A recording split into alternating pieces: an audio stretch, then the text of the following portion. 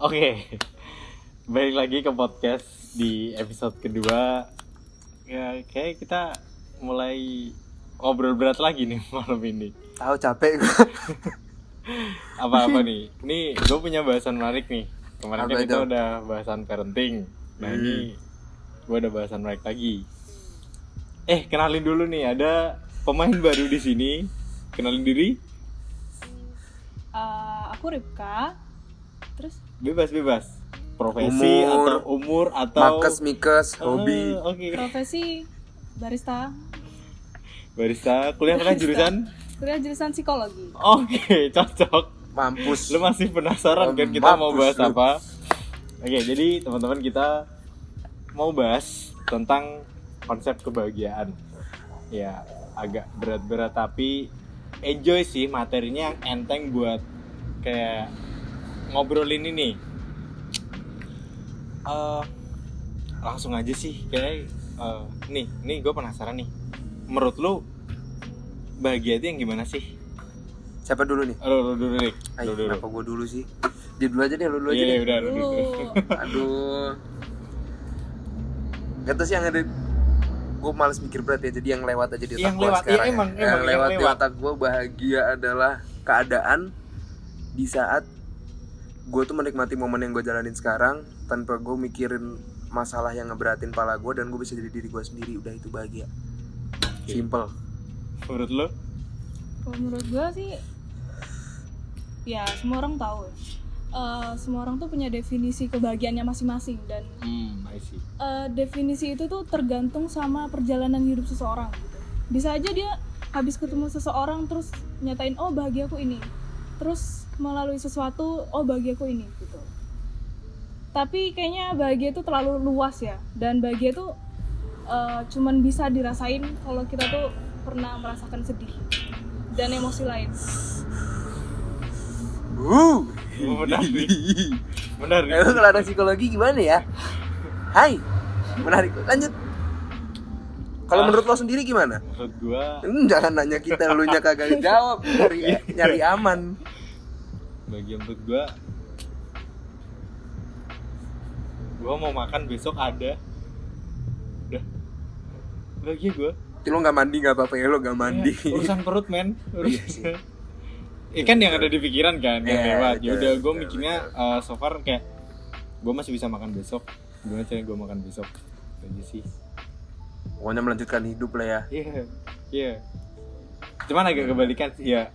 Kalau dari konsep sih menurut gue, ketika gue mikirin gimana gue besok, kalau lu kan lebih ke kayak gue nikmatin yang sekarang. Nah ini penasaran nih sebenarnya, ada plan-plan gak sih yang kayak lu ngeplanin bahagia nih, kayak oh gue gini gue harus bahagia. Ada gak sih sebenarnya plan, atau ya let it flow aja, lu bahagia datang sendiri atau diciptain? Gantian dong, pertanyaan kedua dia dulu dong. Kan tadi gue udah duluan kan. Oke. Adil kan. Bahagia itu menurut gue terlalu susah untuk di-plan. Maksudnya manusia itu otaknya tuh terlalu sempit gitu untuk memikirkan, oh aku akan bahagia kalau kayak gini gitu. Iya. Pasti itu dirasain, balik lagi ke emosi yang berkaitan, senang gitu, berkaitan erat sama itu pasti. Jadi menurut gue nggak bisa ada plan A, plan B. Kalau gue senang, kalau gue Ini ngejalanin gua ini dan berhasil, gue senang gitu. Menarik. Ya emang sih, kan menurut gue di tiap stepnya ketika lu ngeplanin apa nih, lu bisa ngeplanin, tapi masalah emosi ya bakal tergantung berubah dari ya. gimana proses lu. Kayak kalau ada sesuatu yang nggak seneng ya lu nggak mungkin bisa bahagia, meskipun tujuannya kayak tujuannya hal yang bikin lu bahagia. Ya sih, walaupun misalkan ngeplan bahagia yang pasti gitu, misalkan kayak ngasih something ke orang tua senang, otomatis kita bahagia. Tapi bisa jadi di situ juga nanti ada masalah lain yang bikin lo ya bahagia lo jadi nggak benar-benar bahagia gitu, kan ada itu tadi. Gitu ya, bener-bener. Ketika lu berusaha ngasih ke orang tua lu ya, ini maksudnya gue ngangkatnya dari cerita lu nih. Di tengah nih kayak sebenarnya ada hal yang lu paksain. Ya. Tau gak sih, kayak lu pengen ngebahagiain orang tua lu, tapi kayak gue ngerasa di situ ada kebahagiaan lu yang gue nggak ngomongnya direnggut, tapi agak lu teken. Ya. Iya, let's say misalkan lu nggak ada orang tua lu. Lu nggak ada orang tua lu, kayak akhirnya kan pasti ada sisi yang mana kayak gue harus saving nih, gue harus gini nih. Terus lu gimana sih? Berarti secara nggak langsung buat ngejar bahagia juga, iya bener sih kata lu tadi. For... Ada emosi lain yang harus dirasain dulu buat nyampe ke situ. Iya, bener yang lo bilang. Mungkin lebih tepatnya pertanyaannya tuh kayak orang yang nggak bahagia tuh yang kayak gimana gitu. Ya simply orang yang nggak bisa bersyukur. Kayak misalnya gue kerja di sini gitu. Ya nggak ada pekerjaan yang sempurna, pasti ada minusnya, capek lah, apalah. Tapi gue bahagia punya teman-teman banyak di sini gitu. Asik. Aduh, udah gak ada lagi si Aswin. Oke, ya. Agak kompleks ya. Iya sih, karena terlalu luas kan bahagia. Cuman kayak menurut gue tuh, kenapa gue pengen ngangkat ini tuh karena sebenarnya gue pengen tahu definisi tiap orang tuh kebahagiaannya tuh kayak gimana. Apakah kayak dia ngeplanin sampai di titik oke, gue bakal ngeplan ini yang mana nantinya ntar gue bakal bahagia nih atau gimana. Ternyata ya balik di situ ada peran emosional juga. Karena bahagia juga salah satu bagian dari emosional nggak sih? Iya kan? Iya bener sih. Terus menurut lu gini, sebenarnya kita tuh punya kendali nggak sih buat milih kita tuh bahagia atau enggak? Kayak misalkan gini deh, kita samain dulu nih kasusnya. Misal lu ditinggal cewek lu. Nah, di situ tuh kayak kan emang udah sama kasusnya deh. Anjir. Maksudnya dalam reaksi orang normal itu ngerasain sedih. Tapi sebenarnya lu punya kendali nggak sih? Kayak lu ngerasa kalau ya gue harus bahagia meskipun kayak gini. Atau lu kayak ngalir aja, ya udah emang gue waktunya sedih, gue kasih space ke diri gue buat sedih. Atau lu maksa banget kayak ya udah gue tetap harus bahagia. Case-nya entah itu jatuhnya ya. Entah takutnya denial atau gimana. Case-nya itu ya. Iya. Based on pengalaman kemarin berarti ya. Oh, bebas. Ya sedih tetap sedih gitu tuh, nggak bisa dibohongin. Feelings kan nggak pernah bisa ya nggak bisa lo atur gitu. Gue setuju kalau feelings nggak bisa diatur. Tapi gue berusaha mensuggest diri gue, ya gue tetap bisa bahagia gitu loh di tengah sedih gue. Jadi gue nggak boleh larut di situ. Tetap harus gue paksain, walaupun jatuhnya denial. Cuma daripada gue terlalu larut di situ, nggak sehat buat diri gue sendiri. Maksain mungkin dengan cara ya kayak olahraga gitu. Abis itu lupa, abis itu fokusnya ke yang lain pindah, jadi sedihnya lupa, lo kembali bahagia gitu. Ya kayak gitu kemarin. Kalau case-nya yang tadi lo bilang ya. Nih sebelum ke Ripka masih ada yang mau gue ulik nih Rip sih di si Arik. Kayak misalkan gini Rik, pelarian lu ketika misalkan sakit hati itu kan musik kan kadang. Nah, lu dengerin musik sedih tuh sebenarnya lu pengen ngerasain lu sedih atau dengan dengerin musik sedih tuh lu seneng? Kalau gue sedih nggak dengerin musik sedih. Oh, liriknya sedih tapi musiknya enggak. Musiknya enggak. Gue biasanya dengerin ya popang. Nah, paling enggak kan di situ ada sisi yang mana antara melodi atau lirik tuh yang sama-sama sedih. Pengen gue nikmatin tadi, jadi gue lewatin, gue nikmatin di situ, gue sedih, selesai, abis itu udah gitu tuh. Gue mensuggest diri gue balik, udah tadi sedihnya. Sekarang lo bahagia lagi gitu. Jadi ketika lo ngedengerin musik yang itu musik entah melodi atau liriknya sedih itu lo seneng? Enggak, tetap sedih. Cuman itu buat dikeluarin gitu loh.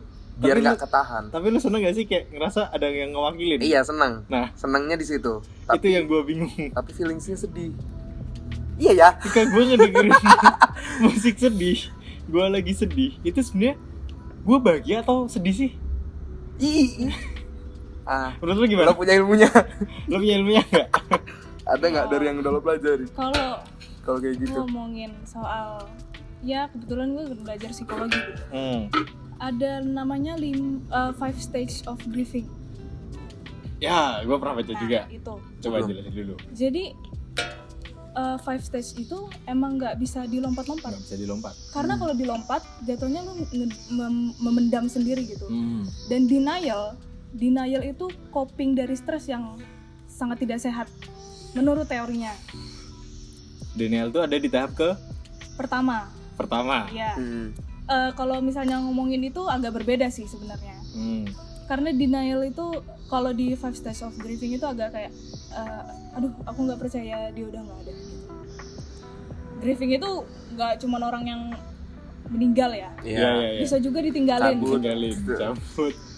Dan menurut gue ya normal, maksudnya sedih itu normal. Dan gue ketika gue sedih, gue mau dengerin lagu sedih dan ya udah keluarin aja semuanya itu gitu. Karena emang it is what it takes to be happy gitu. Kalaupun kayak ya udahlah gue senang-senang aja gitu, gue lupain, gue pendem, gak bisa. Maksudnya tetap di dalam gitu loh. Dan nanti ketika meledak itu bakal jadi masalah baru. Bisa jadi lo sakit, maksudnya ya sakit mental gitu lah. Iya. Tapi kalau case yang tadi kayak gue itu sebenarnya itu hal yang bener atau hal yang salah dilakuin, kayak gue nikmatin dulu sedihnya tapi habis itu udah gitu tuh, gue nggak mau terlalu berlarut di situ. Bisa, maksudnya it's a good thing gitu. Dan kalaupun kita punya coping stress, misalnya dengerin lagu apa gitu, terus gue ngelakuin hobi apa gitu, it's a good thing gitu, karena itu yang membantu lo melewati 5 tahap ini gitu. Bener sih, karena kadang tuh gue mikir kayak sebenarnya dengerin musik sedih tuh hal yang bagus nggak sih ketika lo lagi sedih. Kayak balik lagi yang tadi pertanyaan gue tuh, dengan lo dengerin musik sedih atau sesuatu yang itu kayak ngerasa lu banget itu, lu sedih yang makin sedih atau sebenarnya lu seneng karena kayak ngerasa ada yang wakilin atau gimana? Gue penasaran lu tadi 5 stage of grieving yang buat akhirnya lepas jadi ke happiness tadi itu apa aja dulu? Pertama, kedua, ketiga, keempat, kelima, nggak apa bisa di Google dulu mungkin. Bisa di Google dulu sih. Gue sempat baca juga yang pertama penyangkalan itu juga termasuk. Kayak misalkan lu denial, kayak titik dimana ketika dia tuh sebenarnya gini, tapi lu masih bermain dengan asumsi sendiri, dia nggak mungkin kayak gini. Nah itu tujuannya buat nyenengin lu sendiri, padahal ya nggak bagus, toxic, bener. Terus ada apa lagi ya? Gue sempat baca tapi lupa juga. Sampai akhirnya di mana lu di titik yang terakhir tuh apa? Accepting ya? Iya, accepting. Accepting. Ya lu bisa terima. Oh, oke. Ada juga di situ tahap bergaining namanya. Itu tahap dimana lo kayak gimana kalau gue kayak gitu, gimana kalau kayak gini, gimana kalau gue maksain balik lagi sama dia gitu. Ada tahapnya juga. Dan psikolog itu nggak semua psikolog sih, kan semua psikolog itu punya pendekatan yang berbeda-beda gitu. Psikolog itu ya membantu orang, kalau misalnya case-nya grieving ya, membantu mereka melalui setiap tahap ini supaya nggak ada yang terlewat.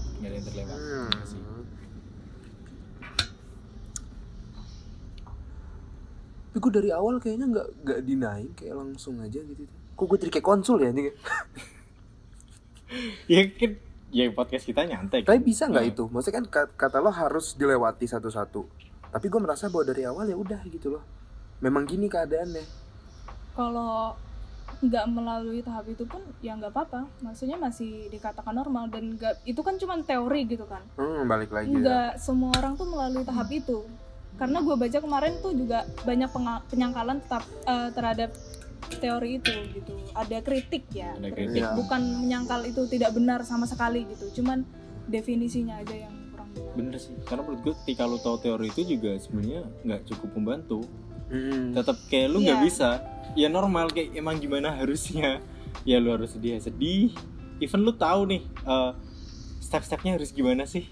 Ya. Nah, dari 5 tahapan itu tuh sebenarnya lu tahu teorinya, tapi tetap lu nggak bakal bisa kayak oke, yang pertama gue harus gini. Nggak sesimpel itu, nggak sekompleks itu. Tetap objeknya psikologi itu tetap manusia yang berbagai macam polanya gitu. Kalau semua sama, semua orang pasti bisa pelajarin dengan mudah sih. Iya. Ini psikolog tuh butuh psikolog juga. Iya. Lu potong rambut gak bisa potong rambut sendiri kan? Iya. Tapi gue kemarin nanya bisa. Kok gue tanya kayak yang motong rambut gue katanya bisa, jago juga gue bilang. Oke, terus ini nih next nih kayak apa ya? Gue penasaran sebenarnya, bahagia itu menurut lu dikejar atau datang sendiri sih? bebas deh. Lu nggak mau duluan gitu kan? Lu mau ngambil Gue case. barusan gue duluan juga tadi. Lu mau ngambil case apa? Bebas sih. Kalau ada ini Bahagia itu dikejar atau datang sendiri. datang sendiri. Ya jatuhnya mungkin lo datang sendiri rezeki. Gak tau gue sama ini ngerasanya gue nge-suggest diri gue. Kayak sebenarnya kan pasti ada aja gitu tuh masalah kan. Cuman kayak halah udahlah itu dulu gitu tuh gue enjoy. Tadi balik lagi jawaban gue pertama, definisi bahagia gue selama ini ngerasanya gitu. Berarti kalau secara nggak langsung mendefinisikan itu dikejar secara, iya kan, dengan gue men-suggest diri gue berarti gue ngejar apa ngebuat ya jatuhnya. Kalau menurut gua apa ya, makin kesini makin kita nambah umur nih, kita ngedefinisiin bahagia tuh nggak sesimpel waktu kita kecil ya. Sesimpel kayak misalkan lu kecil tanya cita-cita lu apa deh, jelas kan. Makin lu kesini makin kabur nggak sih? Gue dari kecil kabur sih. Cita-cita lu apa nggak tahu gue. Kesini makin abu-abu. Sebenarnya cita-cita tuh gimana sih? Kayak ya balik dulu waktu kecil tanya, adik kalau seneng kalau abah misalkan ya sesimpel lu dapat mainan. Nah gitu, ini tuh kayak lu pun bingung sebenarnya bahagia itu gimana sih, dikejar apa enggak sih? Kalau menurut gue so far yang gue alamin tuh lebih banyak datang sendiri sih. Kalau dari gue, selama gue misalkan gue lagi di titik gue ngusahain sesuatu nih, ya udah selama itu gue ngusahain maksimal. Kayak misalkan kegagalan itu ibaratnya gini, gue udah ngusahain maksimal nih, ya udah gue gagal pun juga gue senang tetap dapat ilmunya. Jatuhnya ya balik sih ke tadi yang dibilang Ripka, sebenarnya ketika lu mau bersyukur ya lu bisa bahagia itu aja sih. Karena lu tinggal ngeliat sisi poinnya dari sebelah mana kan. Balik ke perspektif pribadi gitu. Iya sih. Terus kalau dari lu gimana, ada tanggapan nggak? Kalau bahagia itu sebenarnya nggak juga dikejar banget gitu, tapi kita bisa apa ya, membesarkan potensi kita untuk bahagia gitu dengan beberapa hal. Kayak misalnya mama gue tuh kayak, kakak pacaran sama orang Batak aja gitu. Oh berarti kalau misalnya aku nggak sama orang Batak nggak senang dong mama gitu. Berarti itu bahagianya orang lain, bukan bahagianya lo. Iya, kayak mama gue tuh mematok kebahagiaannya tuh terlalu sulit menurut gue. Nyokap lu yang ngejar kebahagiaan dia dengan ekspektasinya lu yang bisa memenuhi kebahagiaannya dia. Makanya gue sepanjang hidup gue tuh nggak pernah yang kasih target ke diri gue tuh yang saklek banget gitu. Karena ketika ada sesuatu masalah yang nggak memungkinkan gue untuk sampai ke situ, gue nggak bahagia gitu. Gue nggak senang. Sama kayak sekarang kan, kayak gue plan ini untuk proker gue gitu, program kerja gue di organisasi. Ternyata COVID, nggak bisa ngapa-ngapain karena nggak boleh ada pertemuan offline kan. Ya udah gue nggak bahagia. Tapi ternyata jalan ke sini gue coba accept apa yang terjadi, akhirnya gue bisa bahagia gitu. Balik lagi ke bersyukur tadi berarti. Iya, bersyukur. Poin utamanya tetap ya. Terus sebenarnya lu ada nggak sih kayak flashback sih ntar dalam waktu kemarin atau berapa waktu lalu, ada nggak sih satu momen di hidup lu yang itu ngebuat lu bahagia? Hal paling bahagia yang pernah lu rasain sampai lu di umur sekarang ini. Lu masih ingat gak kira-kira? Baru kelar gawe deh. Lu kelar gawe seneng apa bukan, gimana? Bukan, baru kelar gawe pertanyaannya begini. Diajakin dipong sampai capek. Momen paling bahagia dari gua lahir sampai sekarang. Wah, gue bertahan sampai sekarang aja itu udah hal yang membahagiakan banget sebenarnya. Menurut gue ya, gue bingung kalau nyebutin satu hal bahagia, paling bahagia. Iya, sumpah bingung. Sumpah. Nggak tahu. Pokoknya dengan gue stay nih di sini nih sekarang, gue ngomong nih di podcast nih, udah bahagia gue. Ntar gue bisa balik, gue tidur bahagia kayak lo tadi, bener yang lo bilang. Gue bisa enjoy sekarang nih, gue bahagia banget. Gue udah gitu aja. Kalau suruh nyebutin satu hal susah. Kalau momen terbahagia ever, kayaknya susah deh. Maksudnya setiap momen bahagia pun punya Kesan masing-masing. Iya, punya kesan masing-masing, punya ceritanya masing-masing gitu. Terlalu susah gitu. Tapi kalau ditanya paling bahagia ya ketika gue udah move on mungkin. Oh, apa gimana tadi? Bawatin gasnya juga. Oke. Bertemu. Iya. Strugglingnya gitu. Itu istilahnya. Effortnya banyak ya. Apa enggak? Kayak gimana ya? Ngelihat muka dia tuh kayak gue nggak craving dia sebanyak kemarin tuh, kayak wah gila, pencapaian gede banget sih gitu. Gede banget. Bangga sih, lebih bangga. Kalau gua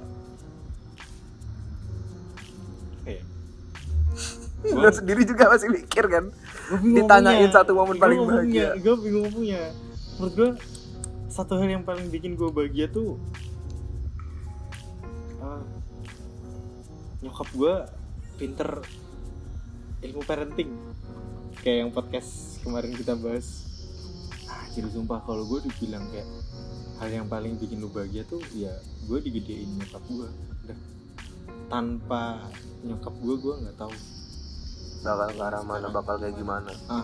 Gue nggak ngomongin dari segi masalah support finansial atau apapun itu ya, tapi kayak gimana nyokap gue tuh ngedidik gue sampai di titik ini. Nggak di titik ini dalam artian gini, hal-hal kecil yang dulu selalu dikatain nyokap gue tuh selalu terdengar gak make sense menurut gue. Tapi ternyata itu efeknya di titik ini. Kayak ambil satu contoh nih, nyokap gue dari gue SD, nyokap gue dibilangin kayak nyapu ya, nyuci baju sendiri ya, terus ntar kalau udah nikah masa semua istrimu, gak make sense anjir buat anak kecil. Dibilangin gitu. Nah bener, gue selalu ngerti kayak apa sih mama, kayak udah masih SD udah dibilanginnya masalah kalau ntar udah punya istri, masa semua istri yang ngerjain terus kamu ngapain. Gak make sense dari itu dengan kayak, tapi ya kecil itu selalu diulang-ulang terus sama nyokap gue sampai akhirnya ngebentuk kayak ternyata di titik ini tuh itu ngebentuk gue mandiri, itu ngebentuk sisi perfeksionis gue yang gue nggak bisa nih kalau ngerjain sesuatu nggak bener. Dan selalu kayak gue dibelajarin teliti detail. Akhirnya kalau kamu bisa teliti, kayak kenapa harus salah yang nantinya kamu harus ngulang lagi. Kenapa ya, harus kerja dulu? Gue nggak masalah kalau faktor itu di luar dari gue, cuman emang ada dua sisi sih nanti. Tapi kalau ini gue lanjutin bahasnya kemana-mana, tapi balik lagi ke kayak sisi yang gue paling bersyukur tuh ketika gue dari nyokap gue, dan serius parentingnya gila. Hasilnya melihat ini, gue ngerasa gue bisa di titik ini tuh karena ya gue masih banyak ngelakuin dari hal-hal dulu yang apa nyokap gue bilangin. Kacau sih itu sih kalau dari gue. Lo apa sih, ada nggak sih kayak lu yang selama ini jadi perhatian lu masalah konsep kebahagiaan atau apa yang sebenarnya lu juga bingung, atau lu pengen lu ungkap atau lu pengen naikin tapi bingung nih, ada nggak yang di pikiran lu? Kalimat kalau misalkan lo punya pasangan, bahagia lo di dia, bahagia lo di orang itu gitu tuh. Gimana coba Case-nya misalkan ada orang di sekitar gue gitu tuh. Misalkan gue punya sahabat Taki gitu kan, dia akhirnya jadi sama cewek gitu, terus ceweknya bilang bahagia gue di temen gue, terus abis itu udah lama ngejalanin pam selesai, hancur, sehancur itu karena dia udah naruh bahagianya di sini. Gue bingung sama konsep itu sih. Maksud gue kenapa orang mau menjalani itu padahal efeknya tuh sangat-sangat besar. Apakah nggak kepikiran kalau sampai naruh kebahagiaan di orang tuh resikonya sebesar itu gitu? Menarik, karena ini secara nggak langsung kaitannya ke tadi yang lu bahas masalah nyokap lu. Ketika nyokap lu masrain kebahagiaannya di lu, gimana nih lu? Atau gue nggak tahu ya gue pernah dipasarin kebahagiaan gue apa enggak, karena ya mungkin pernah, jelas sih orang tua gue pasti pernah masarin gue anak tunggal kan, kayak berusaha ngebentuk gini tapi ternyata hal itu juga jadi abu-abu karena keadaan. Kalau di gue nyokap gue nganggapnya gini gue harus gini kayak ya jelas gue anak tunggal kayak jadi topangan kebahagiaan keluarga kan, pasti berat juga kan bebannya. Tapi dari banyak dulu yang orang tua gue harapin dari gue, ternyata makin kesini tuh ketika kebahagiaan jatuhnya simple ya, ketika gue bisa nyukupin gue sendiri tanpa gue terbeban ke orang tua lagi, tanpa gue kayak manja atau gue apa-apa minta ke orang tua gue lagi, ya ternyata kebahagiaan yang dipasarin ke gue halal A, B, C, D dan lain-lain itu runtuh. Cuman kayak oh gue punya anak yang bisa survive, ya bahagia apa gue ternyata. Kalau dari lu gimana? Yang karena kan pertanyaan Arik secara nggak langsung ternyata agak nyempet nih ke lu. Gue dulu pernah berusaha move on kali ya dari seseorang. Tapi move on-nya tuh kayak gimana ya? Ini kasusnya menurut gue bukan cuman cinta-cintaan, cinta monyet, cinta yang ya sekedar kayak gitu-gitu doang. Bukan itu masalahnya. Masalahnya gue tuh kayak sudah termanipulasi oleh dia gitu. Jadi gue tuh udah sekitar 1 atau 2 bulan gue tuh takut kalau sendiri. Kayak anxiety attack gitu. Jadi gue kadang di kampus tuh ya udah diam aja, yang kenal nggak kenal pokoknya ada orang di samping gue gitu. Karena gue nggak mau ke kos, gue takut sendirian. Terus gue datang ke kayak gimana ya namanya, psikolog lah mungkin lah. Lo nggak yakin waktu itu lo datang ke siapa gitu? Iya, karena menurut gue ini nggak bisa mengandalkan saran dari teman-teman gue, karena mereka awam. Gue memerlukan orang yang memang ya ada di ranah itu. Dan dia bilang kayak gini ke gue, kalau misalnya kamu nggak bisa move on, berarti self love kamu tuh terlalu besar. Self love kamu sendiri? Iya, self love kamu terlalu besar. Karena kamu selalu mikirin kebahagiaan kamu sendiri gitu, gak kebahagiaan orang lain. Oke. Jadi kalau misalnya ada orang yang bilang kebahagiaan gue di dia, itu berarti self love-nya gede, egois. Dia bilang kayak gitu. Kalau misalnya other love lu gede, itu malah bagus. Karena ya udah, dia bahagia ya udah, gue juga bahagia gitu. Itu tuh ya sedikit rumit sih. Maksudnya gue juga memahaminya, ini orang ngomong apa sih gitu. Tapi make sense loh. Iya make sense. Tapi pasti lo pernah ngalamin di titik itu dulu, di titik yang mana lo sulit move on karena balik kalau dari konsepnya si Ripka, self love lo terlalu gede. Terus sampai akhirnya di mana di waktu lainnya lo bisa ngelepasin itu, dalam artian self other love.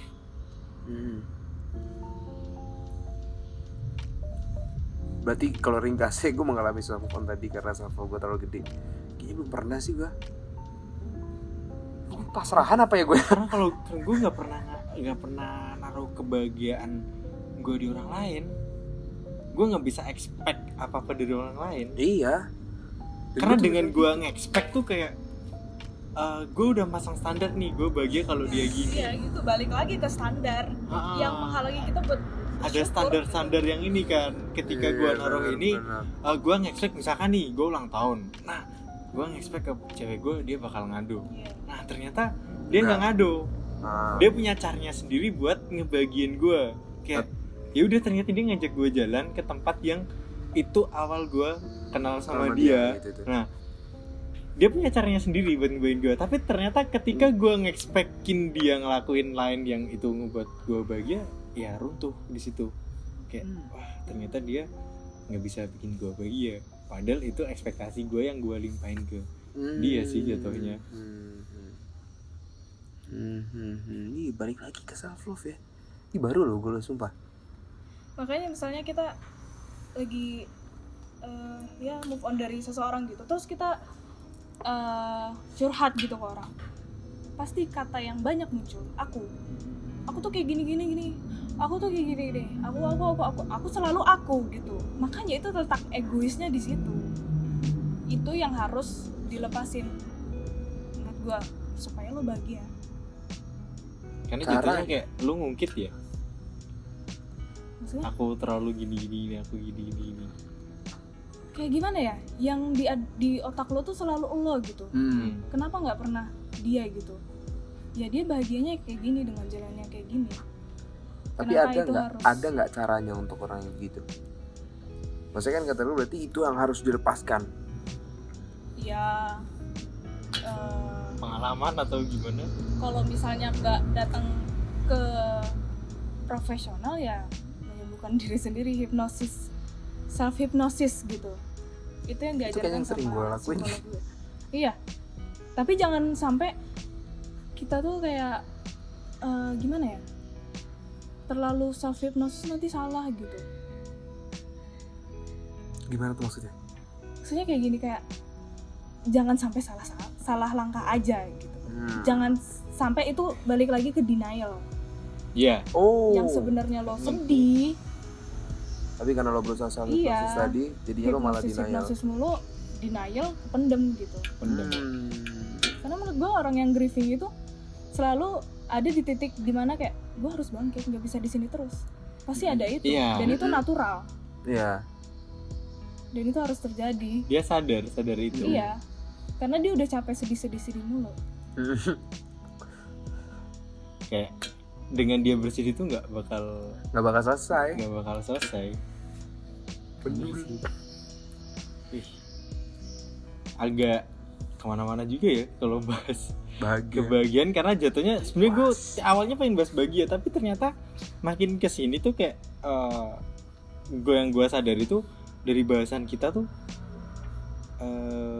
banyak sakitnya juga. Untuk Sampai capek. akhirnya lu bisa ngedefinisiin kayak gimana sih bahagia tuh gimana? Ya bener sih, lu nggak bakal bisa bahagia kalau lu belum pernah ngerasain sakit, lu belum ngerasain sedih. Ya gimana lu mau seneng? Ada lagi nggak yang pengen lu ini? Lo ada nggak?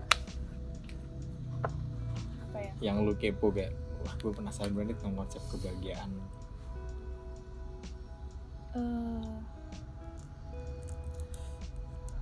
Gue sih gimana ya? Gue tuh mungkin orang yang terlalu negatif gitu. Oke. Maksudnya ngomongin soal kebahagiaan pun gue kayak aduh gila amat sih gitu. Maksudnya melihat kehidupan gue yang wah gila jatuh bangunnya banyak banget gitu. Tapi emang dari kesedihan gitu itu gue kayak lebih menghargai bahagia.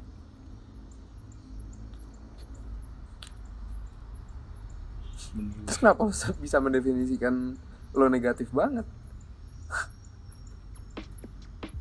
Selalu gimana ya? Gue tuh orang yang nggak suka denial sebenarnya. Makanya di kerjaan pun kalau misalnya gue sedih gue nggak bisa faking, sumpah susah banget itu.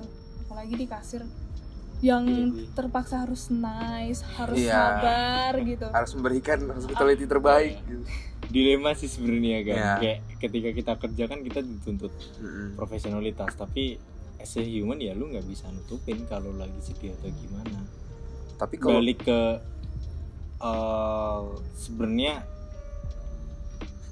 menurut gue fasilitas kerja itu nggak selalu masalah hal yang baku-baku. Ketika dia care ke lu yang kayak masalah tadi kayak mood lu berangkat kerja tuh kayak gimana, terus ngadepin kasir yang itu ibaratnya yang paling depan banget di tempat kerjaan lu. Ketika ketemu orang, misalkan lu di F&B kayak ya orang sebelum nyobain lu menu lu atau lain-lain juga pasti nilai dari nyoba kasir gimana moodnya dia. Iya sih, itu yang jadi apa ya, yang jadi aware gue juga, karena kalau dipaksa juga tetap jadinya bumerang sih, ya kan, kayak gitu. Tapi kalau misalkan misalkan case-nya kerjaan dan lo lagi grieving, kebetulan saat lagi kerja, mengesampingkan itu bukan sebuah masalah kan. Maksudnya kayak berusaha mengesampingkan ini ke diri sendiri ya, bukan ke case lo tadi.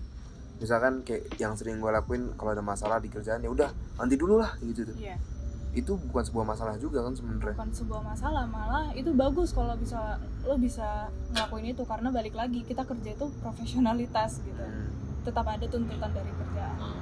Tapi ya balik sih sebenarnya gue jatuhnya ke gimana komunikasinya aja. Selama itu nggak ngeganggu gimana sistem tuh kerjaan juga so far fine aja kan. Kayak teman lu juga pasti ngerti kan gimana rasanya kita berangkat kerja dengan mood yang berantakan, lagi ada masalah apa gimana, kayak ya udahlah daripada dipaksa jatuhnya bumerang juga kan. Nah, lebih ke dengan mengesampingkan berarti lu ada sedikit memendam juga sih tuh kan, ditahan juga gitu tuh tetap. lu itu tuh lupa atau ntar kayak lupa atau terus keangkat dari kesampingin tarik lagi ya gitu. Biasanya lupa sih gue lupa sampai ntar ada Lupa momen atau iya lupa atau kerja tuh jadi healing lu. Kerja bisa jadi healing gue, tergantung teammate lagi, balik lagi. Oke. Tergantung siapa Mood yang di booster bar sama juga. gue. Balik Asli lagi. mood booster. Tergantung. Bisa dijadiin mood booster loh. Bisa dilihat dari dua sisi. Gue bisa menjadikan dia mood booster sumpah. Asli.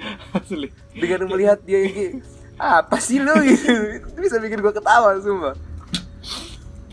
Ya menarik. Win kasihan, sorry ya Win. Menarik sih gue bahas kebahagiaan gini karena kalau jujur dari gue nih, apa yang bisa gue sepakatin dari konsep kebahagiaan ini tuh ketika pertama lu nggak bakal bisa ngerasain bahagia kalau lu belum sedih, karena lu nggak punya indikatornya kan. Gimana sih kalau sedih itu, gimana sih kalau bahagia itu. Terus yang kedua, balik di titik dimana lu bisa ngesyukurin diri lu tanpa lu nge-comparing ke orang lain ya, karena jatuhnya pasti kayak ada stigma yang wah lu seneng harus ngeliat orang lain sendiri dulu. Ketika lu bisa nerima diri lu, setting diri lu di titik yang sekarang, entah apapun yang lu alami, ya udah lu bisa dealing sama diri lu, gue bahagia. Itu sih menurut gue, karena jatuhnya kalau terlalu mau dikonsepin yang gimana ya nggak bakal bisa ngalir. Itu sih menurut gue. Itu close statement menurut gue dari percakapan malam ini. Dari Arik ada nggak close statement, atau dari Ripka? Ya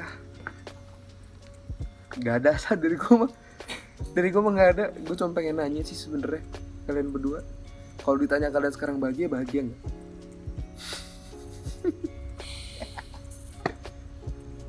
Gue bahagia.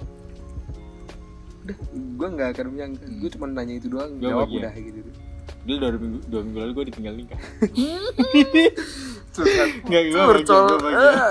Ini dipublish loh, BTW. Nggak masalah. Iya nggak masalah. Gue nggak nyebut identitas. Nggak masalah. Gue perlu curcol juga nggak kan? Oh itu Nggak mungkin usah. next episode sih.